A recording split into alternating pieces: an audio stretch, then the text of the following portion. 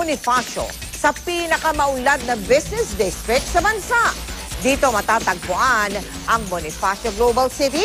May hindi bababa sa 2 mall, 7 paaralan, 37 kondo at residential buildings para sa mga nagtatrabaho sa mahigit 50 office building, hotel at iba pang mga negosyo.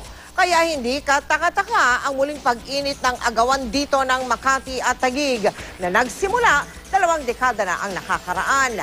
Ang Makati ang ikalawang pinakamayamang syudad sa buong bansa. Kung mapupunta ang Fort Bonifacio sa Makati, makakadagdag ito sa income ng lungsod na nakapagtala noong 2009 ng 8.9 billion pesos na kita. Mas malaki ng mahigit 3 beses kaysa sa Taguig na nakapagtala lamang ng 2.4 billion pesos na income noong taong 2009. Ang Taguig naman ay ang ika-11 sa pinakamayamang syudad. Ang tanong natin ngayong gabi sa trending na hashtag 24 oras, Makati o Taguig?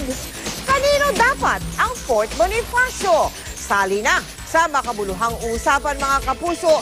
I-tweet ang inyong saloobin gamit ang hashtag 24 oras o mag-comment sa aming tanong sa Facebook at baka mapiling ipalabas ang inyong sagot.